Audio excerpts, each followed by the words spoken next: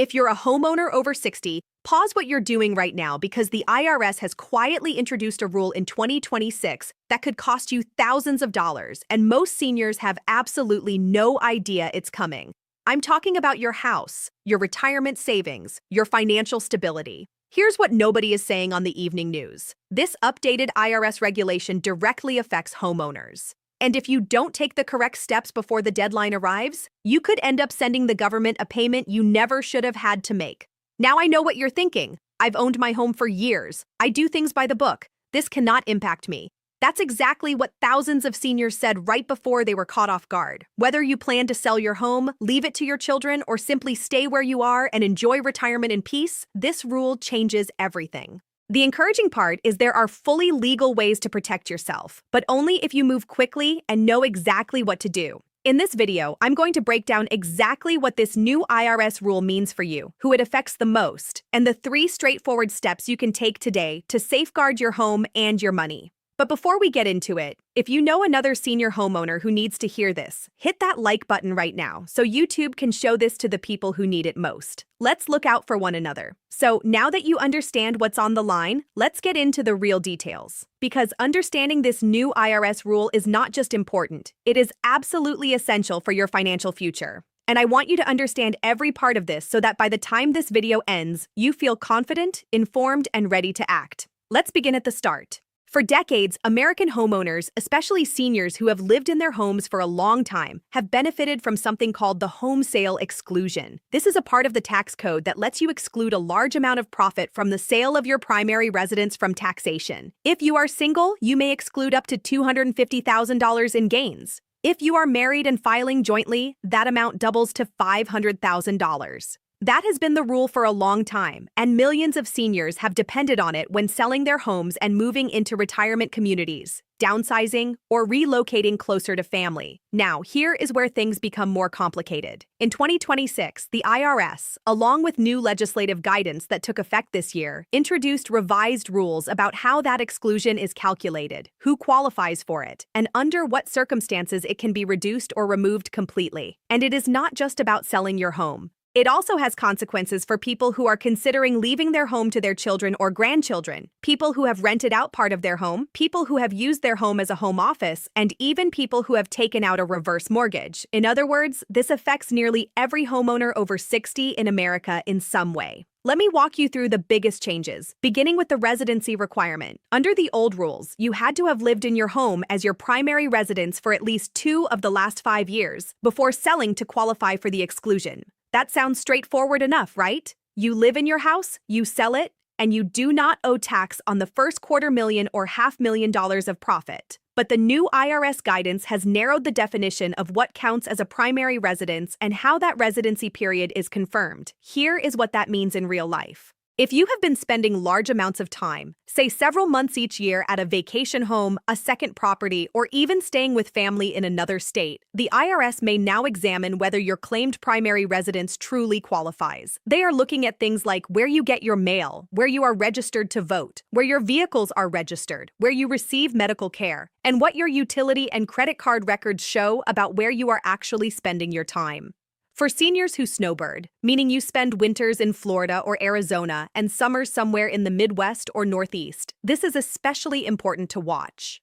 If the IRS decides that your primary residence is actually your winter home instead of the home you meant to sell, your entire exclusion could be at risk. Now, let's talk about the second major change, and this one affects many seniors who may not even realize they are in the spotlight. If you have ever rented out a portion of your home, even casually, even just a room through Airbnb or a similar platform, even just to help a family member or friend who paid you a small amount, the IRS has now made clear that any part of your home used for rental income is subject to a proportional reduction in your sale exclusion. This is not completely new as a concept, but the enforcement has become much stricter in 2026, and the thresholds have shifted. What does that mean in dollars? Let's say you have a home that is worth $400,000 more today than what you originally paid for it. That sounds like a great thing. And for most seniors, it reflects a lifetime of smart choices and hard work. But if 20% of your home was rented out for any portion of the last 5 years, up to $80,000 of that gain may now be subject to capital gains tax, even if you fall within the general exclusion limits.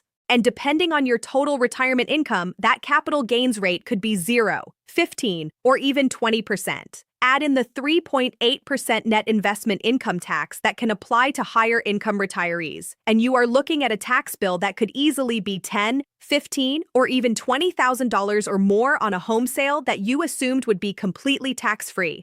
I want to make sure that number really sinks in because this is not theoretical. This is happening to real seniors right now across the country who are going to sit down with their accountants or tax preparers this year and find out that the home sale they planned, the one that was supposed to finance the next stage of retirement, is going to cost them far more in taxes than they ever imagined. Let's keep going because the third change is one that affects a very specific group of seniors, and it is one of the most misunderstood parts of this entire new rule. If you have been using part of your home as a dedicated home office, and I mean a space you have been deducting on your taxes for business purposes, the IRS has historically required you to recapture the depreciation you claimed on that space when you sell the home. That has been the rule for some time. But what changed in 2026 is that the recapture calculation has been revised, and the rate at which that recaptured depreciation is taxed has increased for many taxpayers. Where it used to be taxed at a maximum rate of 25%, the new guidance applies ordinary income rates in certain situations, which could push that amount much higher depending on your overall retirement income.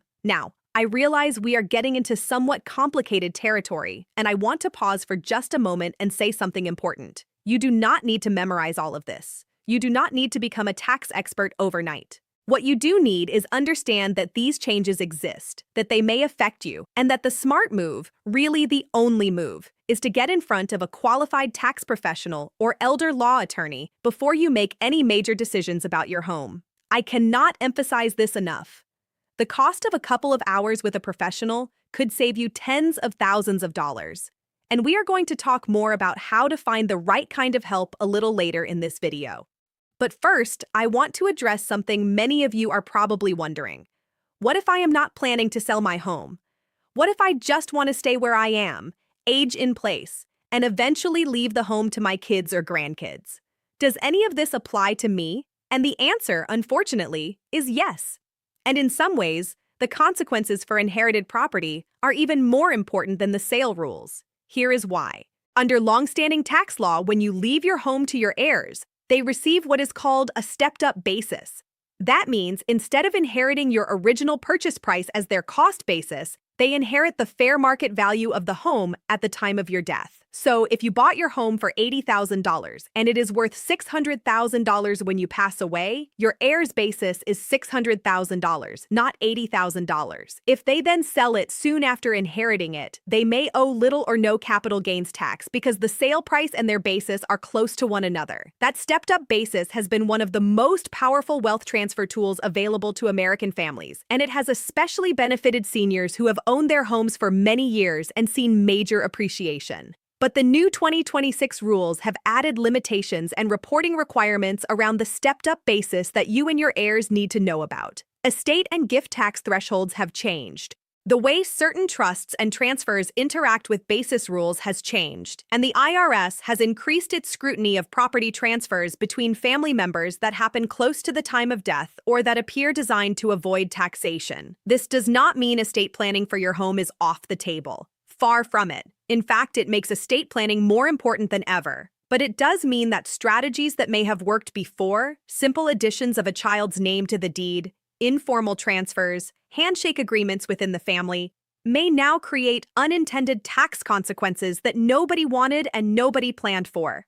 Let me give you a very specific example that shows just how real this is. Imagine a grandmother in her late 70s who lives in a home she bought 40 years ago. The house has appreciated enormously. Her daughter has been helping care for her, and everyone agrees that eventually the daughter will inherit the home. A well-meaning family friend suggests that the grandmother simply add her daughter's name to the deed now to make things easier later. Under the new IRS guidance, that type of transfer could be treated as a partial gift, creating gift tax reporting requirements, potentially reducing the daughter's stepped-up basis entitlement, and in some cases, causing immediate capital gains consequences. What seemed like a simple, loving gesture could become an expensive mistake. Not because anyone did anything wrong, but because the rules changed and nobody informed them. That is the core message I want you to take away from this video. The rules changed, and most seniors, most homeowners, have no idea. You are not going to hear about this at your bridge club or your church group or your neighborhood association. The people who know about this are tax attorneys, CPAs, and financial planners. And unless you specifically go looking for that information, it is very easy to make a completely innocent decision that ends up costing you or your family a significant amount of money. Now, let's talk about what you should actually do, because this video is not meant to frighten you. It is meant to empower you, and there are real practical steps you can take right now to protect yourself. The very first thing you should do is gather your documents. Pull together your original purchase paperwork for your home, the closing statement, the settlement sheet, whatever you still have from when you bought the property. If you have made major improvements over the years, a new roof, an addition, a kitchen remodel, updated plumbing or electrical, find those receipts and records as well, because those improvements add to your cost basis and can lower your taxable gain when you sell. A lot of seniors do not realize that every dollar they spent improving their home over the years is a dollar that reduces what the IRS considers their profit. The second thing you should do is make an honest record of how your home has been used. Have you rented out a room? Have you operated a business from your home? Have you claimed the home office deduction? Have you had a caregiver living with you who paid any kind of rent? Have you listed your home on any short-term rental platform, even from time to time? All of these details matter, and your tax professional needs to know about them before they can advise you correctly. Third, if you have a mortgage, and this includes reverse mortgages, you need to understand how that mortgage interacts with a possible sale or transfer of the property. Reverse mortgages in particular have very specific rules about what happens when the homeowner moves, sells, or dies. And the 2026 changes have created new timelines and reporting requirements that both homeowners and heirs need to understand. If you have a reverse mortgage and you have not spoken with your loan servicer or a HUD-approved housing counselor recently, that conversation needs to happen soon. Fourth, and I know I keep repeating this, but it really deserves repeating.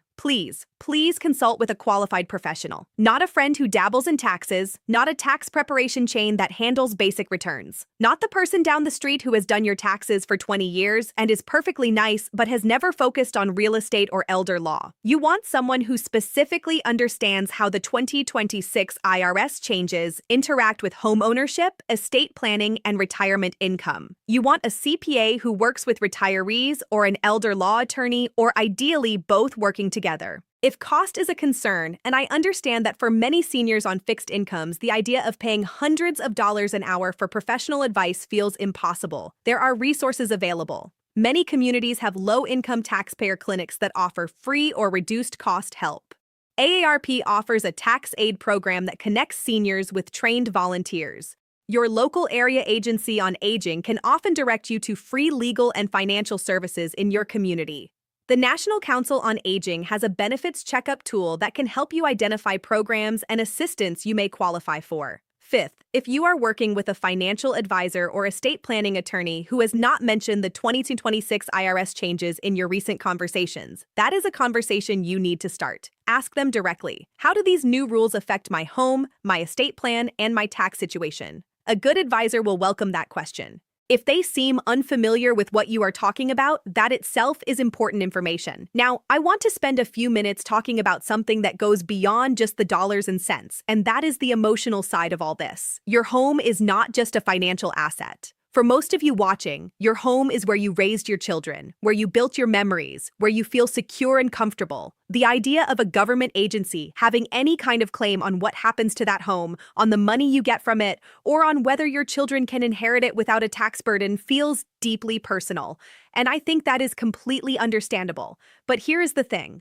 The government is not trying to take your home. These are tax rules. And like all tax rules, they can be managed. They can be handled. People do it every day with the right guidance. The seniors who are going to be harmed by these changes are not the ones who seek out information and take action. They are the ones who do not know, who make uninformed decisions, or who assume that everything will work out the same way it always has.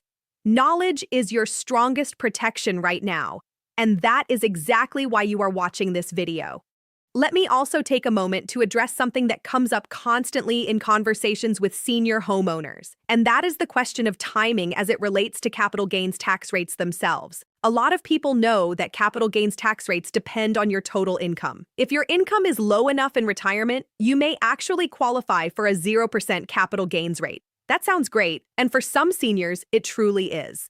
But here is where planning becomes absolutely essential. If you sell your home and receive a large lump sum, that money counts as income in the year you receive it. Suddenly, your income for that tax year could rise sharply, pushing you out of the 0% bracket, potentially affecting your Medicare premiums through what is called the income-related monthly adjustment amount, and possibly even affecting the taxation of your Social Security benefits. These are all connected systems, and a decision about your home can spread outward in ways most people never expect. A good tax planner will look at your entire financial picture, not just the home sale by itself. They will think about installment sales, charitable strategies, and timing the sale to reduce your overall tax burden across several years. These are real tools that real people use, and they are available to you if you seek the right guidance.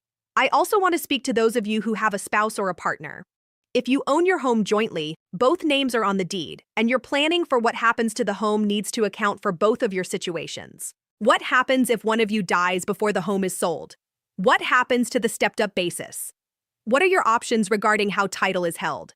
Joint tenancy, tenancy in common, community property, and states that recognize it. These are not abstract legal questions. They are real choices that can create tens of thousands of dollars in consequences, and they need to be included in your discussion with a qualified professional.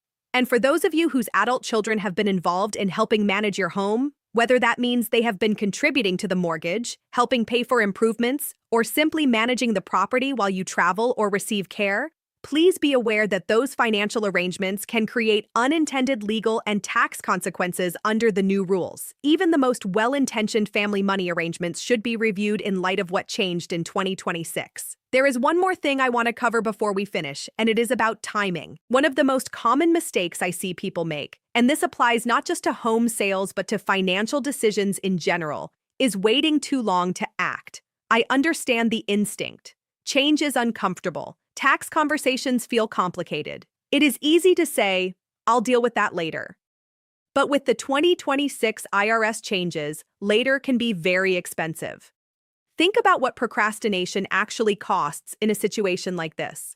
Let's say you are planning to sell next spring and you assume everything will work out fine the way it always has. But because you did not consult a professional before listing, you did not know to document all your home improvements. You did not know that the room you rented on Airbnb 2 years ago would reduce your exclusion. And you did not know that the way your deed is set up creates an unnecessary tax burden. By the time your accountant discovers all of this, the sale is already complete and the tax bill is already set. That scenario happens every single day across America, and it is completely preventable.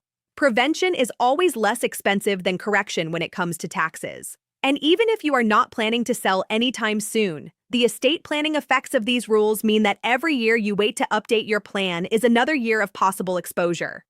Wills and trusts that were written 5 or 10 years ago may not reflect the current legal environment.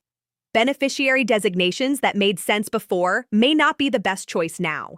The home is often the largest single asset in a senior's estate, and it deserves the most careful, most current planning possible. I began this video by telling you that this is urgent.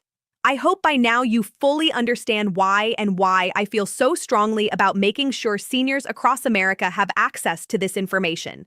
Not because you should panic, but because you should be informed and proactive. You have worked hard for your home. You have paid for it. You have maintained it. You have created memories in it. You deserve to have it work for you and for your family in the most effective way possible. These new IRS rules do not have to be a threat. With the right information and the right guidance, they can be managed, but you have to take that first step.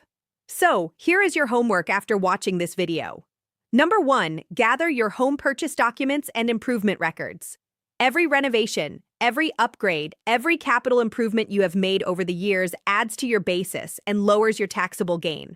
Number 2, make a list of any non-primary uses of your home over the last 5 years. Number 3, set up a conversation with a qualified CPA or elder law attorney this week if possible, not next month.